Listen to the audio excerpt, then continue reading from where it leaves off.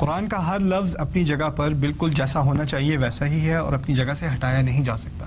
قرآن کے کئی الفاظ ایسے ہیں کہ وہ دو مختلف الفاظ ہیں لیکن ان کا اردو میں یا کسی اور زبان میں ترجمہ ایک ہی ہوتا ہے. اس کی پہلی مثال میں جو آپ کے سامنے رکھنا چاہتا ہوں وہ ہے دل کی. دل کے لیے قرآن میں لفظ قلب استعمال ہوا ہے اور دوسرا لفظ فؤاد استعمال ہوا ہے. فؤاد بھی دل کو کہتے ہیں, قلب بھی دل کو کہتے ہیں. اگر فؤاد عربی میں استعمال ہو رہا ہو کسی آیت میں, آپ ترجمہ اردو میں پڑھیں تو کیا ترجمہ نکلے گا؟ دل. اگر فؤاد پڑھ رہے ہوں کہیں تو کیا ترجمہ نکلے گا؟ دل. کیونکہ ہمارے یہاں مختلف الفاظ نہیں ہیں, ایک ہی لفظ ہے تو ہم ایک ہی لفظ استعمال کرتے ہیں. قرآن میں کیونکہ یہ دو الگ الفاظ ہیں تو لازمی طور پر اذا اجتمعا تفرقا, اگر دو قریبی الفاظ ایک ساتھ ذکر کیا جائے ان کا تو لازمی ان کا مقصد یہ ہوتا ہے کہ ان میں جو فرق ہے اس کو ہائی لائٹ کیا جا رہا ہے, ان کے بارے میں ایک طرح سے تمیز کی جا رہی ہے کہ یہ لفظ اور ہے, یہ لفظ اور ہے. اچھا, ایک آیت ہے قرآن کی موسیٰ علیہ السلام کی والدہ کے بارے میں رضی اللہ تعالی عنہا, ان کے بارے میں آیت ہے وَأَصْبَحَ فُؤَادُ أُمِّ مُوسَىٰ فَارِغًا. موسیٰ علیہ السلام کی والدہ کو الہام کیا گیا تھا کہ آپ اپنے بچے کو ایک ٹوکری میں ڈالیں اور ٹوکری کو دریا میں پھینک دیں. وہ آپ اندازہ کریں ایک ماں کے لیے ایک چھوٹے سے بچے کو, دودھ پیتے بچے کو ٹوکری میں ڈالنا اور پھر ٹوکریاں کو دریا میں پھینکنا. دریا میں آرام سے نہیں ڈالنا, القیہ فی الیم, پھینکو اٹھا کے اس کو دریا میں, پھینکو اٹھا کے. یہ آسان کام ہے؟ It's almost impossible. Almost impossible. اچھا وہ کر چکی وہ کام, کسی نہ کسی طرح ان میں ہمت آئی, انہوں نے یہ کام کر لیا. اچھا کیونکہ دریا ہے تو ٹوکری ایک ہی جگہ رہے گی کہ چلتی رہے گی؟ چلتی رہے گی اور اتنی دور جائے گی کہ اب نظر بھی نہیں آ رہی. اب اس وقت کا سین بتایا جا رہا ہے سورہ قصص میں ایک آیت میں وَأَصْبَحَ فُؤَادُ أُمِّ مُوسَىٰ فَارِغًا. میں اردو میں آسان ترجمہ کر دوں پہلے. موسیٰ کی ماں کا دل خالی ہوتا رہا, خالی ہو گیا تھا. ان کادت لتبدی بھی, تقریباً اس تک نوبت آ گئی کہ وہ اپنی جو سیکرٹ ہے, سیکرٹ کیا کہتے ہیں, راز, اپنا راز کھولنے کو تیار ہو گئی تھی تقریباً. یعنی مقصد کہنے کا یہ ہے کہ اب بچہ نظر بھی نہیں آ رہا. ان کی ایسی حالت ہو گئی کہ وہ گھر سے باہر نکل کے چیخنا شروع کر دیں میرا بچہ میرا بچہ میرا بچہ, لیکن اس پر نوبت نہیں آئی, وہ اپنے آپ کو خاموش رکھ سکیں. لولا اربطنا علی قلبها, اگر یہ نہ ہوتا کہ ہم ان کے دل کو روکے رکھتے, یہ ایکچولی لفظی ترجمہ ہوگا باندھے رکھتے. ربط علی القلب, ربط کہتے ہیں باندھنے کو. اوکے, لولا اربطنا علی قلبها, اگر اب ان کے دل کو باندھے نہ رکھتے, لتکون من المؤمنین, تاکہ وہ ایمان والوں میں سے رہیں, یعنی ان کو ایمان رہے کہ بچہ واپس آئے گا. اللہ تعالیٰ کا وعدہ تھا کہ بچہ واپس آ جائے گا. اچھا, اس آیت میں ان کے دل کا ذکر دو دفعہ ہے. پہلی دفعہ ان کا دل خالی ہو چکا تھا, یاد ہے, دوسری دفعہ ان کے دل کو باندھا گیا. مزے کی بات یہ ہے کہ پہلی دفعہ جب دل کا ذکر کیا تو فؤاد کا لفظ استعمال ہے عربی میں. دوسری دفعہ جب اسی دل کا ذکر ہے, اسی عورت کا ذکر ہے, اسی کے دل کا ذکر ہے, قلب کا لفظ استعمال ہے. تو ایک دفعہ فؤاد اور دوسری دفعہ قلب. اردو ترجمے میں یہ بات واضح ہے کہ نہیں؟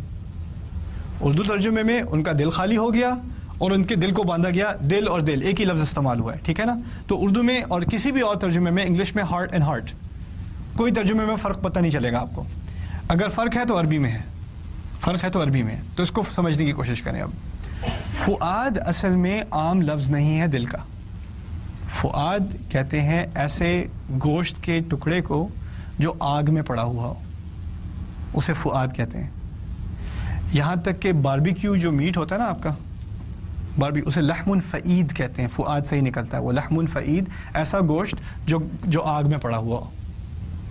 اچھا, فؤاد کا لفظ محاورے میں اس لیے استعمال ہوتا ہے کہ کبھی کبھی انسان یا بہت زیادہ خوف میں ہوتا ہے, یا بہت زیادہ غصے میں ہوتا ہے, یا بہت زیادہ خوشی میں ہوتا ہے, یا بہت زیادہ ایکسائٹمنٹ میں ہوتا ہے, یا بہت زیادہ اداسی میں ہوتا ہے, یا بہت ڈپریشن میں ہوتا ہے. کوئی ایک فیلنگ ہوتی ہے جو انسان کو پوری طرح اوور کر دیتی ہے, اس پہ چھا جاتی ہے. اس وقت اس کا دل جیسے آگ پہ لگا ہوا ہے, یا خوشی سے آگ پہ لگا ہوا ہے کہہ لیں. ہمیں تو اردو میں یہ بات سمجھ نہیں آتی, آگ کو ہم صرف غصے سے ایسوسیٹ کرتے ہیں, لیکن عربی میں اگر دل آگ پہ لگا ہوا ہے تو آگ کا مقصد ہے کوئی ایک ایموشن ہے, یا خوف ہے, یا خوشی ہے, یا ایکسائٹمنٹ ہے, یا اداسی ہے, جو بھی ہے, اس کی وجہ سے اوور ہو گیا انسان, پوری طرح اس پر ایک فیلنگ جو ہے وہ چھا گئی ہے, ایک احساس اس پہ چھا گیا ہے, اس کو کہتے ہیں فؤاد. ایسے دل کو فؤاد کہتے ہیں. جب دل یعنی دوبارہ مطمئن ہو جائے اور عام حالات میں اس کو فؤاد نہیں کہا جاتا، اس کی کیا جاتا ہے، قلب کہا جاتا ہے اسے، پھر قلب. اب اس آیت کے شروع میں بچے کو دریا میں پھینکا جا رہا ہے، اس حالت میں ماں کا دل فؤاد ہوگا یا قلب ہوگا؟ وہ تو فؤاد ہوگا. وَأَصْبَحَ فُؤَادُ أُمِّ مُوسَىٰ فَارِغًا إِنْ كَادَتْ لَتُبْدِي بِهِ. موسیٰ کی ماں کا فؤاد تو بالکل خالی ہوتا گیا، وہ تقریباً باہر چیخیں مارتی ہوئی نکل گئی، اپنا راز کھولنے پر آمادہ ہو گئی. لولا الربطنا علی قلبها، اگر یہ نہ ہوتا کہ ہم اس کے قلب کو باندھ کر نہ رکھتے، یعنی اللہ تعالیٰ نے ان کو دوبارہ تسلی دے کر کام کر کے ان کو دوبارہ he calmed her down. calm her down, how do you say that in Urdu? اطمینان کر کے، اطمینان دے کے ان کو دوبارہ مطمئن کر کے، اگر ان کو تسلی نہ دی ہوتی تو وہ فؤاد کا فؤاد ہی رہتا، اور اگر فؤاد ہی رہتا تو وہ باہر آ کے سب کو بتا دیتی کہ یہ میرا بچہ ہے، اور بچہ سروائیو نہ کرتا.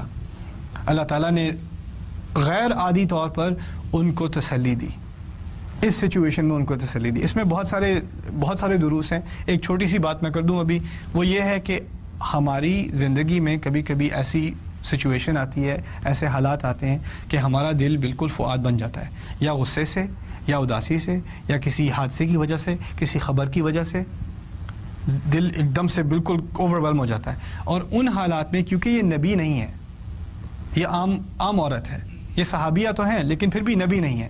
اور اس ربط القلب کا ذکر کئی مرتبہ قرآن میں ہے اور کئی مرتبہ غیر نبی کے لیے ہے.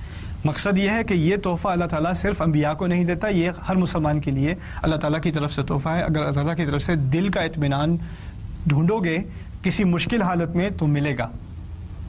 اللہ تعالیٰ سے صرف دل کا اطمینان اس وقت نہیں آتا کہ جب آپ ذکر کریں اور اللہ تعالیٰ کی یاد میں کریں، لیکن جب آپ کے مسائل چل رہے ہوں گھر میں، یا کوئی مسئلہ ہو آپ کی صحت کا، کوئی اور مسئلہ ہو، اور آپ کو دل کا اطمینان چاہیے، اس وقت بھی اطمینان اللہ تعالیٰ کی طرف سے آئے گا. لولا ربطنا علی قلبها.